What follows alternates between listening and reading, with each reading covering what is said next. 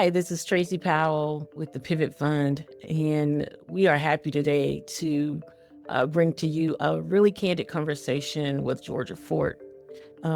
She is a media powerhouse in Minnesota, and runs several of the outlets that we mentioned in the Minnesota landscape analysis. I'll talk a little bit about that analysis later. But first, I want to introduce Georgia. And I have a question, Georgia, that will help us introduce you to those who don't already know you. And so my very first question is about your own personal experiences and backgrounds. And I want this to, again, to be a really candid conversation. So can you share a little bit about your background and lived experience, and how those experiences have shaped uh, the stories that you choose to tell? Absolutely. Tracie, first of all, thank you so much for the invitation to join you on your podcast. The work that you do is tremendously important, not just here in the Midwest region, but across the country. You are on the forefront of shaping what the future of journalism looks like. And so it's just a tremendous honor to be here with you. In terms of your question, what my background is, I've worked in media for, oh, I'm going to sound old now, almost 20 years. We're getting close. I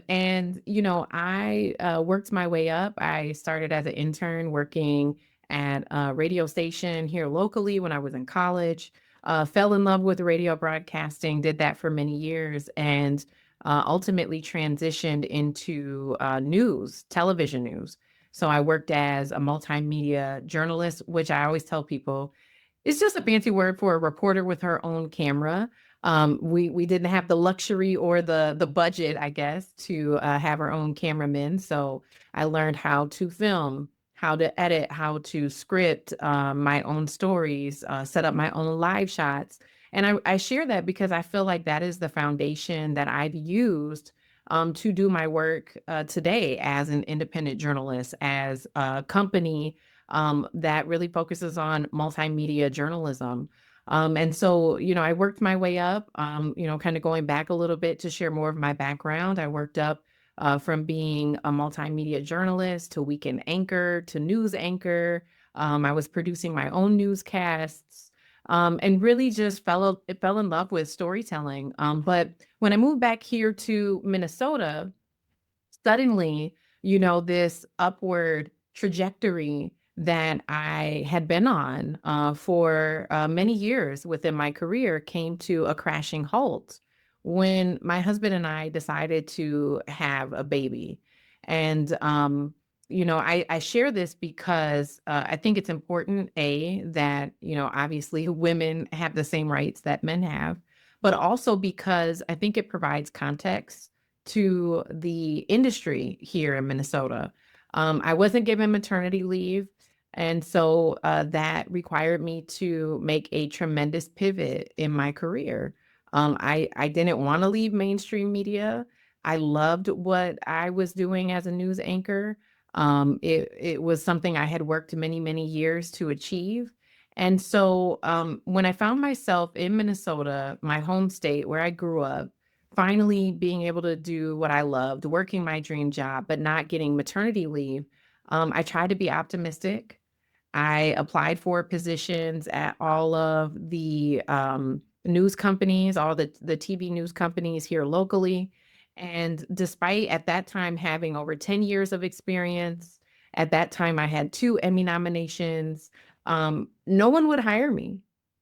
And I think it was a microcosm of a bigger issue that we saw on display when George Floyd was murdered.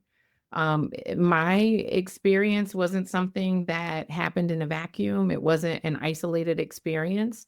You can look at statistics by greater MSP. Uh, there are thousands of professionals of color, even in other industries, who are leaving this region for the lack of professional opportunities. And the news industry is not exempt from that. Thank you for that and being really candid about why you left traditional news media. Um, Based on what you said, it sounds like you became an independent journalist and launched Black Press and the other media initiatives that you're involved in out of a sense of necessity. Absolutely. And so that's and the theme of this conversation, by the way, everyone, is how to build a hyperlocal media empire. And I think Georgia is the perfect example of that, of someone who's building a hyperlocal news media empire. Um, and so you did it out of necessity for yourself and your own career, but also for the community, a necessity for the community. Can you talk a little bit about that? Yeah, when I turned on the television in 2020, I was really concerned because what I was experiencing as a biracial Black woman here in the Twin Cities area was not being portrayed on television. When I saw the first press release that came out from the Minneapolis Police Department about what happened to George Floyd, it did not reflect what we were hearing in community. And so I felt, because of the skill set and the background that I had, I could best serve community by going out and documenting what what we knew was happening, in a way that was more authentic, without the filter, in a way that just felt more honest. And so, absolutely, launching Black Press in August of 2020 was a necessity, not only for myself as a storyteller, who believes this is what my purpose is, this is what my calling is, but I couldn't find employment. Yes, it was out of necessity for myself, but it really just felt like in that moment we were at this critical intersection, during a very historic time, and there were so many stories that were happening here that weren't being reflected or that were being, misportrayed. And so I just felt like I had a duty and a responsibility, to make sure that history was documented in real time and that people who were protesting across the country and across the globe could really have a more accurate depiction of what people were experiencing. So, I tell people 2020 wasn't the ideal time to start a business. We didn't go into business with a strong revenue model in hopes of earning a whole bunch of revenue. We went into it because we wanted to make sure that the stories were being told accurately and truthfully. Mhm. For those outside of Minneapolis, tell them what Black Press is and how it started. Black Press is a three-time regional Emmy award-winning news company. We are focused on reconnecting news to Black culture. We've launched an independent TV show called Here's the Truth that ran for 3 seasons on the CW Twin Cities. We also publish articles and multimedia journalism on our website and on our social channels.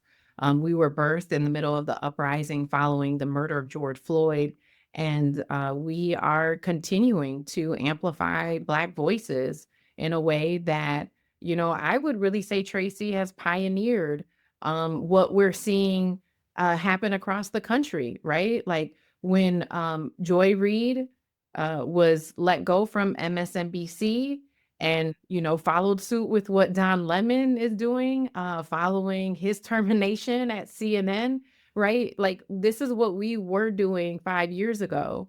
And now we're seeing some of the biggest names in journalism doing exactly what we've been doing for several years, right? Like we're catching Don Lemon on Substack and Instagram reporting live every single day now, and Joy Reid. And so I think that it signals our company has been a pioneer and we've been on the forefront of what journalism will look like in 5 and 10 years from now and what it's starting to look like today.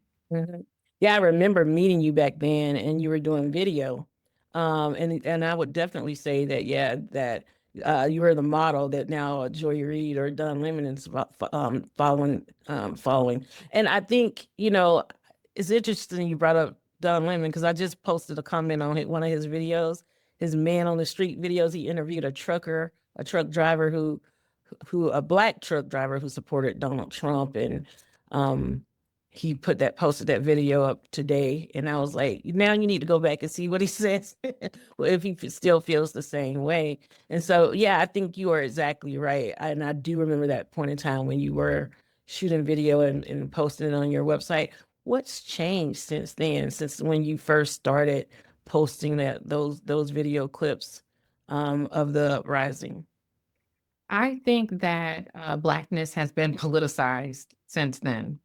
I think that in 2020, our nation was at a place where they were prepared to reckon with the racial injustices and the racial terror that has been inflicted on Black bodies since the inception of this country. And I think that, from corporations, CEOs to foundations to activists, everyone was prepared to have this conversation about reconciliation, repair, and reparation. But since then, I think that there have been a lot of incentives for people to roll back those commitments.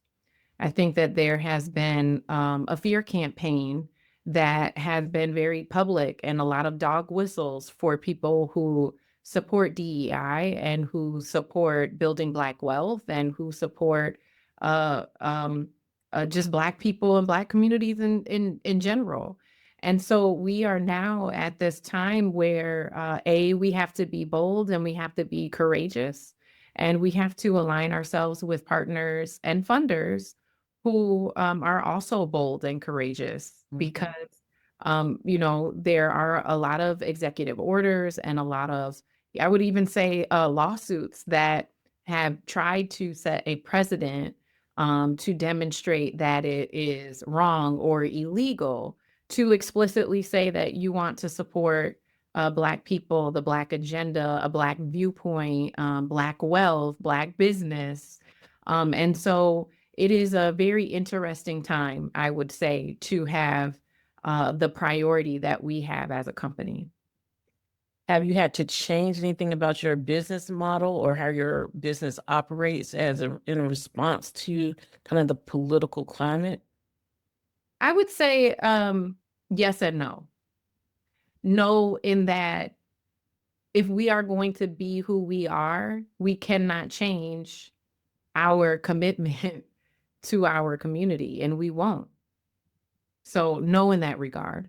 But yes, in regard to we lost our biggest contracts, right? So in 2021, 2022, we were requested to submit an RFP to Target.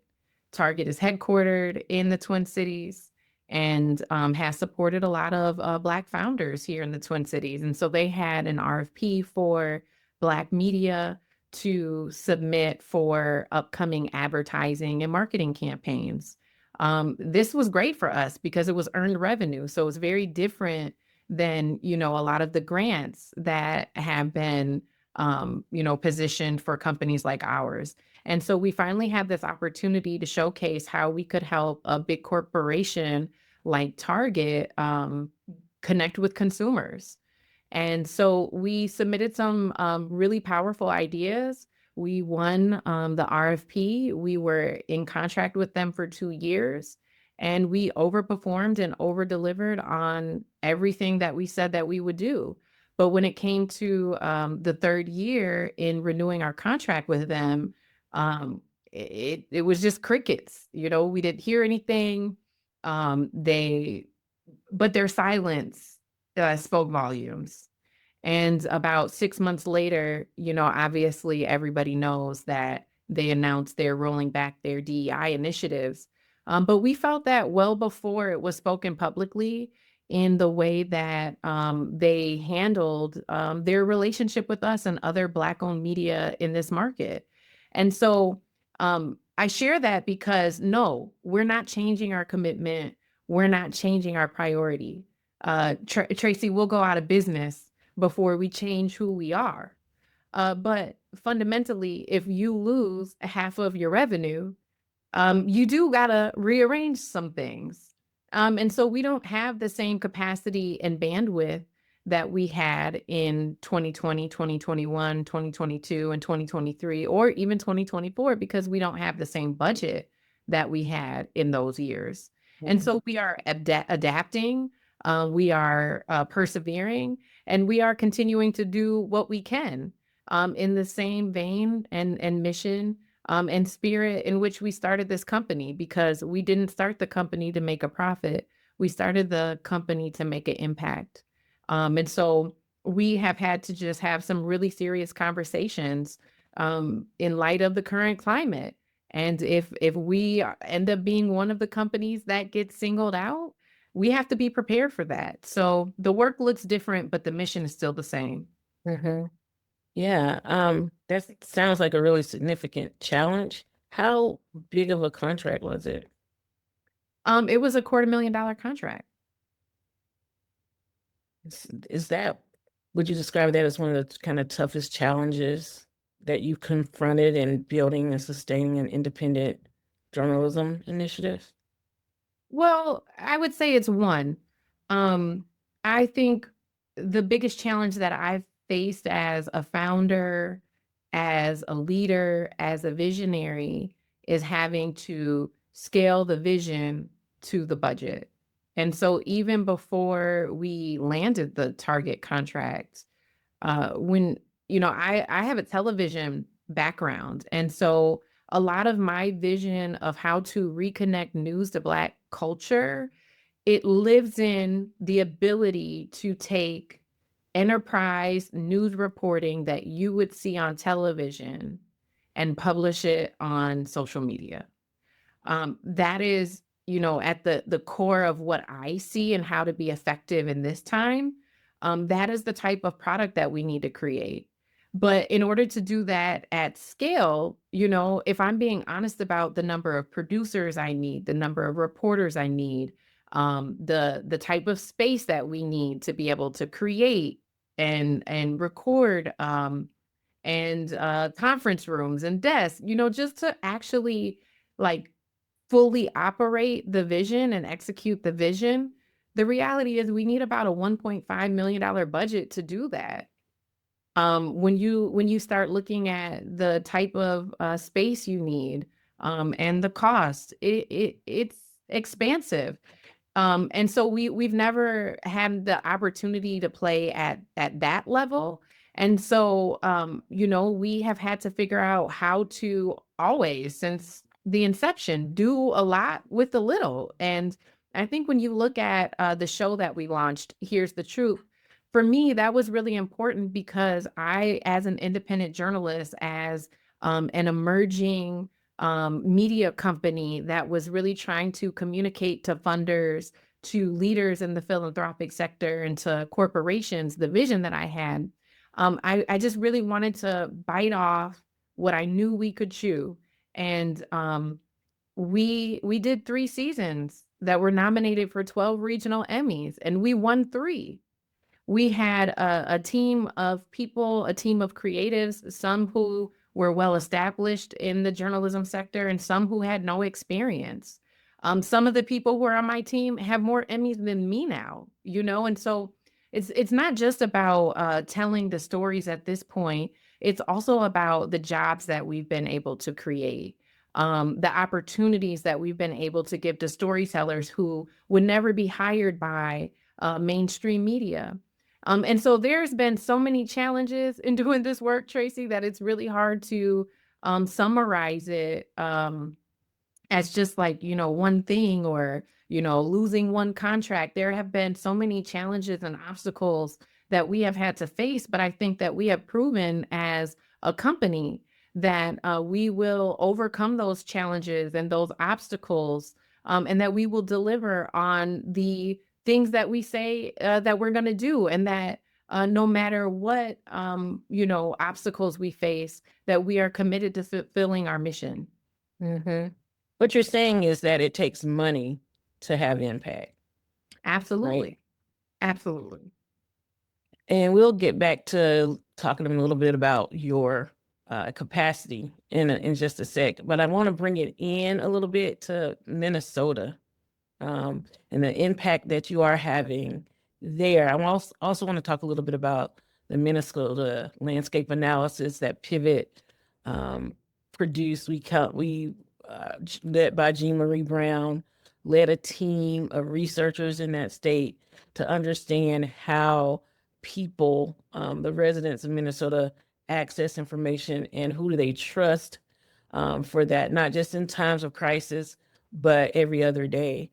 Your name came up several different times during that process. I'm just curious, do you see the media landscape shifting in Minnesota since that landscape report was completed? Oh, absolutely. And, if I could, have your producer cue in a sound effect, round of applause. Round of applause to the Pivot Fund, to you, Tracy, for your leadership in this study. And I know that you've done similar studies in other regions to illuminate the state of media and the state of journalism. Absolutely, I believe that there is a tremendous shift that is happening in the industry in this sector, and I think that your guys's report is really it's been a pillar for that shift. Going back to when you and I first met, I think that it was very hard for newspapers to think about integrating video as a part of their distribution process or their reporting process. I think that it was very hard for public radio like NPR to think about integrating video as a part of their process. Well, now I'm scrolling and my feed is just full of every outlet, every news outlet, whether they're TV, radio, newspaper, having some type of video component, some type of video strategy to their reporting and their publishing cadence. So much so that I would say some of them have now positions that are considered street reporters. So you talked earlier about Don Lemon going out on and doing these, MOSs, man on the streets, just talking to everyday people. National outlets, local outlets, regional outlets, they're doing that now too.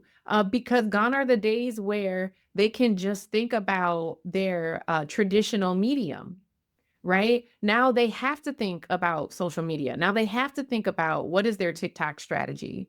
And so when you look at the platforms that we've built, when you look at my platform specifically as an independent journalist, and you look at the numbers across the platforms, on almost every platform, I'm top 10, And so how is that possible? How is it possible for these institutions that have been around for decades, that some of them have millions of dollars that they're doing in ads? They have millions of dollars that they're doing in sponsorships. They have teams of, 40, 50, 60, 70 people. They have access to a wire service. They don't even have to produce all original content. They can pull stuff from the wire and just regurgitate it. How? How have we been able to emerge as a leader in the market?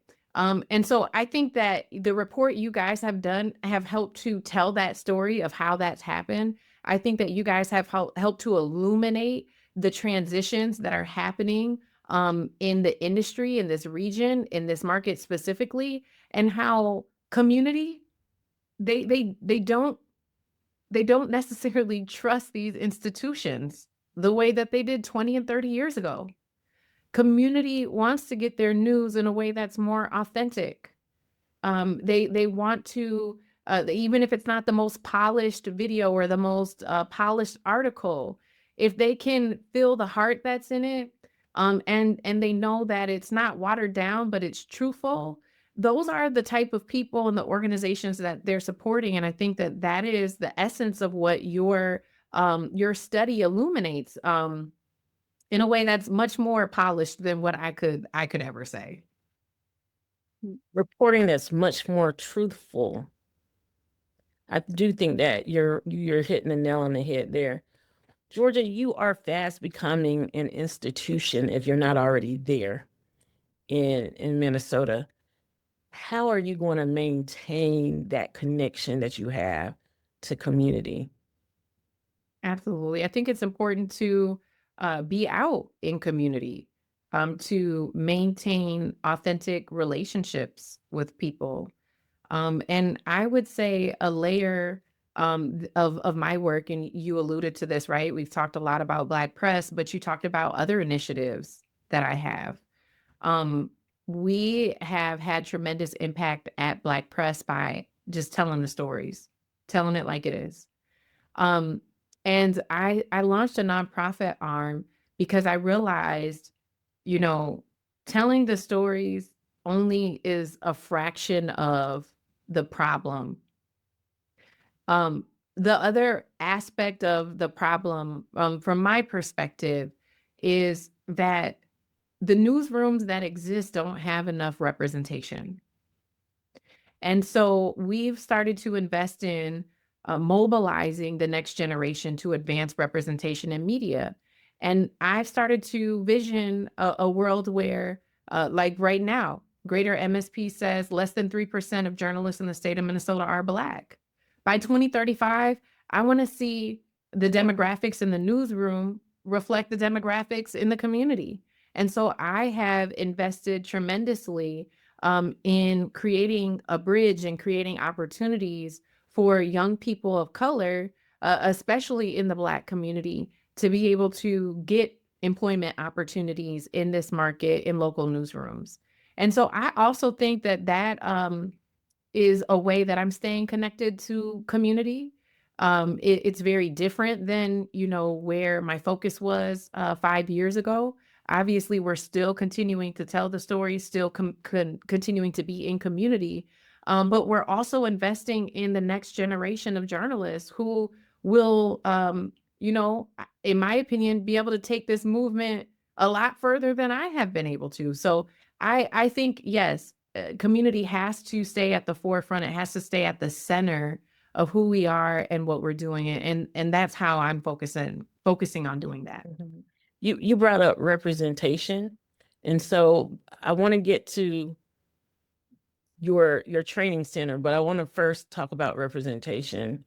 Um, what concrete steps should traditional media take to improve how they represent and report on Black and Brown communities, not just in Minnesota, but writ large? Um, Part of me, can I just be honest, feels Yeah, like please. That's why we're talking. a part of me feels like they need to pay a consulting fee for that. They need to hire you as a consultant for that information, or hire me. But here's what comes to mind. If you want to report on communities of color with integrity, you need to have representation within your newsroom at every level, not just your general assignment reporters. We're talking management at every level. We're talking editors, and even ownership. When you look at the history of the general managers, the publishers in this market, I mean, the higher up the ladder you go in these institutions, the less and less diverse that it gets. And so these institutions continue to have blind spots because of the lack of representation that they have at the decision-making level.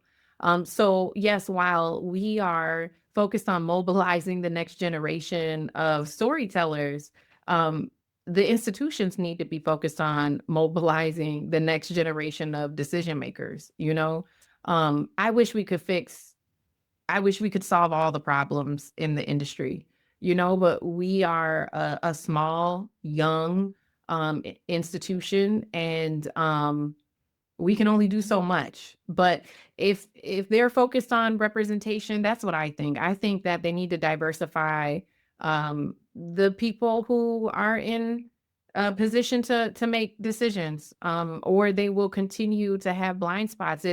I'll share an example. recently I was having an off the record conversation with someone who won't be mad that I'll share this little bit of information with you. Um, there are some things happening in the political sector here with the local DFL party and What is the DFL party? the Democratic Party. Okay. Yep. And so there was some convention dates that got switched, and this part is public. The convention date got switched to Eid. How? How do you switch a convention date for a community that is, highly populated with Muslim people to one of the biggest Muslim holidays? It's extremely insensitive. It's culturally insensitive. That's like switching a big political day to Christmas. You're going to just miss out on a huge sector of the population because it's a holiday. And I think mistakes like that, and hopefully it was just an oversight. Hopefully somebody didn't intentionally do that to exclude voters, right? But it's decisions like that that get made. Why? Because they don't have representation. They have included Muslim people as a part of their planning process, they would have had someone at the table when that change was suggested who could have said, hey, by the way, that's a huge holiday in my community. So it's just representation is so critical. The more inclusive planning can be, I think the better the outcomes are and the more equitable the outcomes are. Did you do that story? We did a portion of the story because again, as I started, it was the conversation was off the record. And we also our ethics, I sometimes Tracie, I feel like people they classify us as activists and have no idea the standards and the ethics in which we, uphold within our reporting. And so we have tried to source some of the things that were shared to us off the record. And the things that we were able to source, we published. And like any good journalist, the things that we weren't able to source, we have not been able to publish yet, but we're still working to source them because it is an important story that needs to be told about voter suppression, specifically in the Minneapolis area. Mm-hmm.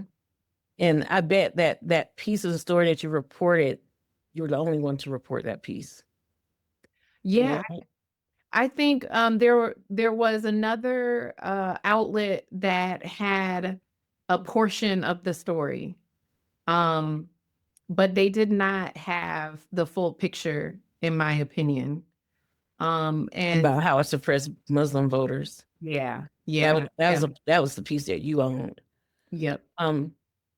Activists. And you bringing up all these things, and I want to get to the other questions that I have. But when you said you've been painted as an activist, what's the difference between activating your community and what they're talking about? Can you thread that needle for folks that there is a nuanced difference between advocating for your community and then doing whatever they're talking about? Yeah, I think that, there are some intersections in journalism and activism. But for me, you talk about activating your community. We are in the business of illuminating the truth. And I think that there are certain standards in journalism that we must uphold. And I think that there are aspects of journalism that we have to interrogate because media, journalism, news is a system, just like public safety is a system, just like banking is a system, just like, there is a system within the education industry and the health industry. And I like to frame it that way so people can understand that our industry has serious inequities as well, and our industry has caused systemic harm as well.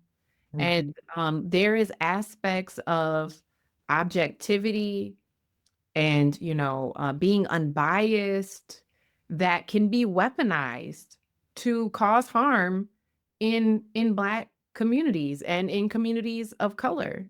I always, whenever we talk about this, I think it's really important to highlight the printing hate study that was done by Howard University, because I think that they did a really wonderful job of going back in the 1920s and the 30s and the 40s and looking at the reporting that newspapers were doing back then and how a lot of times it caused harm in the Black community.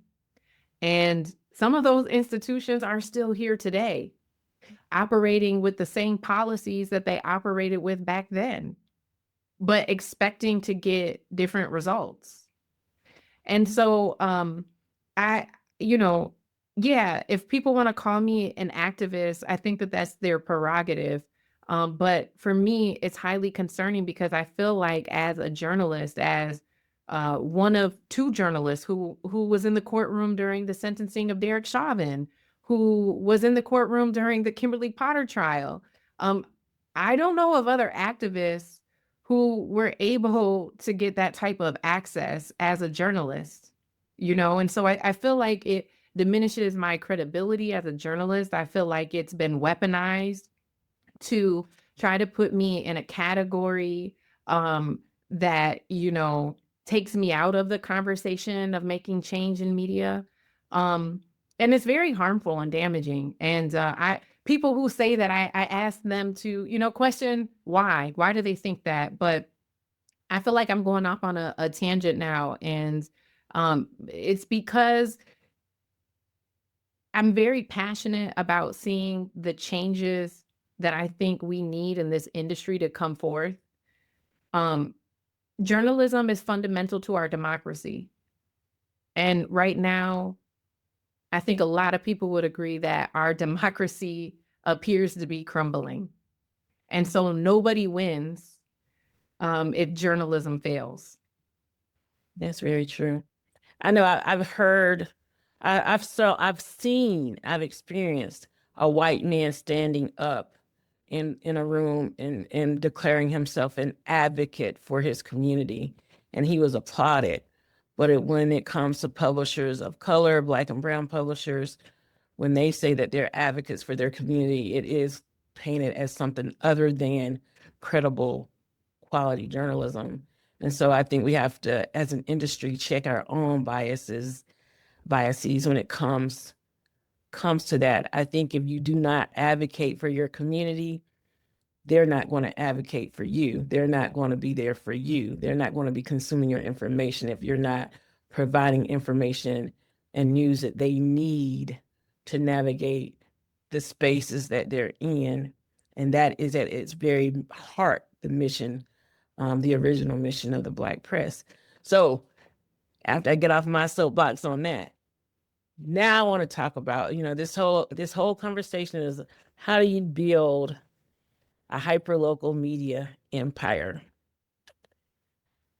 Georgia, since we've known each other, and it's been a while now, it's been a few years, you Yeah. purchased a radio station, Power 104.7, purchased it.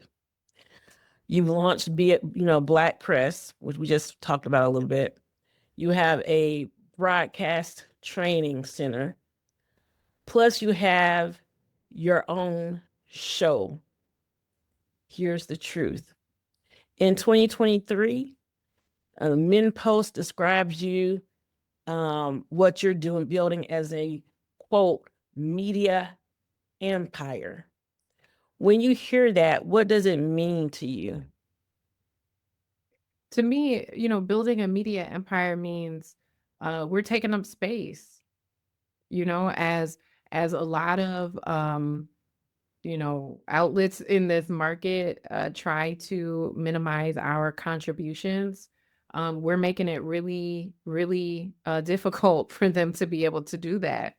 If our voices are going to be amplified, and we are going to increase the probability that we cannot be silenced, we have to take up space. Um, yes, we can continue to tell stories on social media, but what happens if TikTok gets sold? What happens if you get shadow banned on your biggest platform?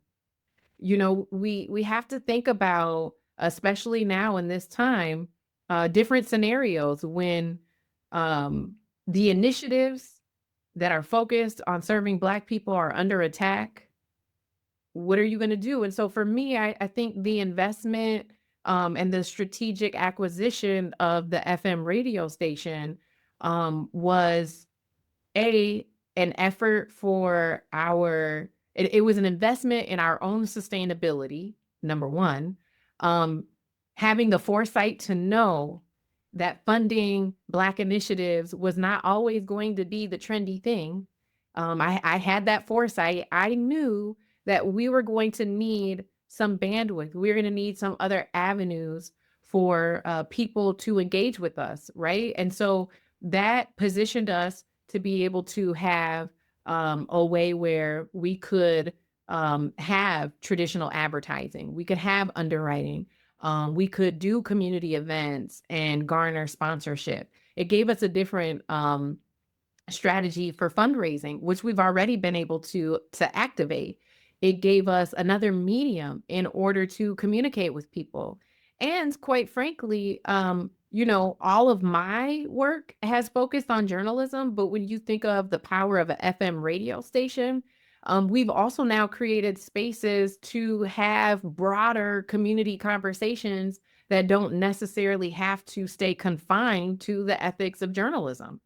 That also though can connect with culture and amplify important stories, that can create space for nuanced conversations around what's happening politically, that can keep people civically engaged in a way that maybe you can't do through journalism. And so for me, building a media empire is it's a strategy, because I foresee that doing independent journalism is going to be difficult. Being explicitly a company that serves the Black community is going to be difficult. It's going to come with challenges, and so I wanted to broaden our, um, just broaden our ability to reach people, and yeah, let people know that we're a force to be reckoned with. That regardless of what the challenges are, the truth is we're only 5 years into this effort. Black Press is 5 years old. The Center for Broadcast Journalism is just 2 years old. So the truth is we're just getting started. I'm, for one, I'm very, very proud of you. Thank Right before my eyes, you have blossomed and bloomed and grown into, from a multimedia journalist to now a powerhouse entrepreneur. How do you manage all of that? How do you manage all of the things that you do? It's a lot, and I'm learning. I've been in journalism, I've been in broadcast media for almost 20 years, but I've only been in leadership for a few. And so I'm learning how to manage. I'm flying the plane while I'm building it. And really it comes with in my opinion, knowing a good leader knows when to lead and knows when to follow. And so having folks around who understand the vision, who see the value in what we're doing, and who are willing to roll up their sleeves and help do the work. That is critical, and that is key. I also think that in managing it, there have been some times where we've had to make some really tough decisions about sustainability, and understanding that the vision that we have is much larger than the budget we currently have. And so how do we get there? And so where I'm at now as a leader is realizing that some of these things are going to be achieved in phases. And to not be frustrated or be disappointed, but understand that it's a process, it's a journey. We don't want to skip any steps, you know? And so I think what people are seeing at this stage of where I am as a leader is the infrastructure building, the foundation building. People are seeing the blocks be set in place for the foundation. And what they can expect over the next 5 and 10 years is that this ecosystem is going to become a lot more expansive, that the curriculum that we have is going to become a lot more dynamic, that the programs that we have for young people to come through right now focus on a certain age range. That's going to expand. We're going to launch a post-college experience as well. And so I think a lot of it is just understanding if there's a 10, 20-year vision, right? What are the things that you're doing year by year to execute that strategy? So I'm managing it all by taking it in bite-sized chunks. In the time that we have left, can you talk a little bit about your capacity? How many employees you have now? What is your process for building out your capacity? And where do you see that going in the next 5 years, 3 to 5 years? Absolutely. On both sides, we have a handful of staff. So on the Black Press side, there's 2 to 3 of us who are working full time, and there is about, I'd say, a little under a dozen contractors who we work with. And then on the nonprofit side, we have a board of about 6 people. We have a program director, a program lead, a support staff for them, and then we have a rotation of guests who come in and help teach. And then we also have a series of volunteers who are hosting their own radio programs. We have a training staff person who is now in place and building out curriculum to onboard those volunteers. So we are still small and in our infancy. Um, how we're building out our capacity is looking at uh, how to sustain jobs, applying for opportunities, applying for multi-year grants, looking at how do we build out our revenue, investing not necessarily in the things that you guys see, like that would affect our output per se, or our publishing output, but things that would help strengthen our revenue, right? And so for me, that has been challenging because I think for the I think for the first few years, I focused so much on let's invest in increasing our publishing output, and the community felt that and they saw that. And now, in order for us to sustain, we have to invest in creating jobs that will help us build our revenue so that we are not depending on grants, we're not depending on corporations to fund us, right? And so that has been, I think, a huge pivot in our strategy, but it has allowed us to continue to operate with the capacity that we have in this post DEI climate. And I think it's critical for our long-term sustainability. So in this time, in this hour, we've talked about um, enlisting support of volunteers, people who believe in your mission, who can help you build. We've talked about building slowly your employee base, slowly but strategically.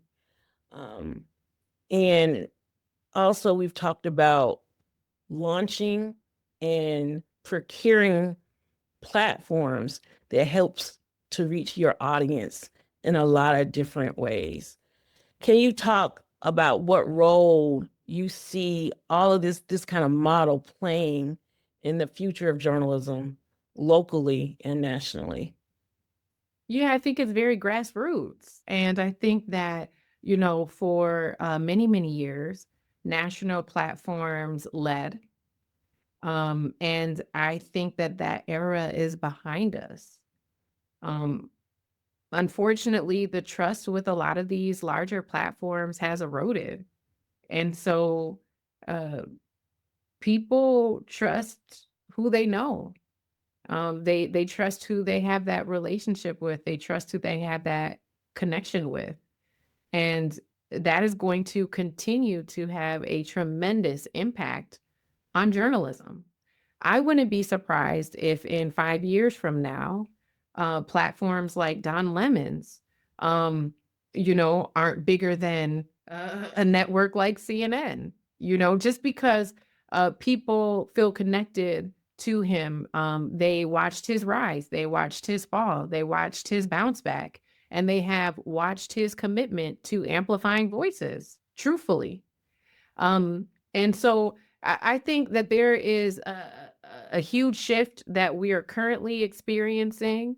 And I think that it's really just the beginning of a new wave of journalism. Um, I think that there is also a huge potential for opportunities to arise from the unification of people who find themselves on this new wave of journalism.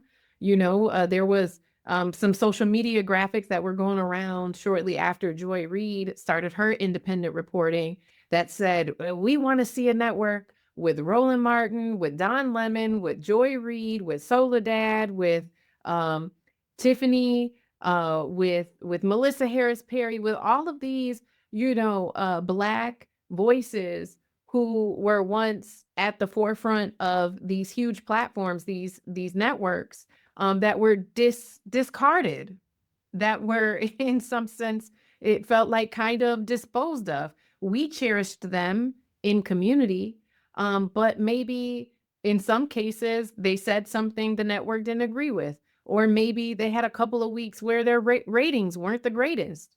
And so the networks easily disposed of the truth tellers who we value. But community has stepped up and said, we still value these people. We still value their contributions. We still value their storytelling. And so if we learned anything in 2020, I think it's that when community decides and understands that they have a certain level of power, they will start to position and appoint the people that they want to lead them. And so I wouldn't be surprised, if someone puts up a crowd-funded call out for that network to happen. Or if someone like a Byron Allen or a Tyler Perry or a Oprah decides to make that type of investment, or if a Georgia Ford can get the right funder to, hear it out. In my opinion, Tracie, I think that we're at a stage where we need a network. We saw BNC, the Black News Channel, make an attempt at it. And I think that there's a lot that we could learn from that failed attempt to try it again and build it back better and build it back sustainable. And I think that maybe a few years ago when BNC tried to launch, they weren't, the world wasn't ready for it. But I think that things are shifting. And so I wouldn't be surprised. I think it's only a matter of time before we see an elevated platform that encompasses the new wave of journalism and the way that it's being redefined by the very people that mainstream media has discarded. Well, Georgia Fort, I hope that you don't feel that traditional media discarded you. But if it did, I am grateful because you now know your value to community and to us. Thank you for joining us at the Pivot Fund Pod. We appreciate all the wisdom that you shared. I also want to thank the Knight Foundation for sponsoring this episode. And again, this is Tracie Powell, CEO of the Pivot Fund. Join us for the next episode of the Pivot Fund Pod.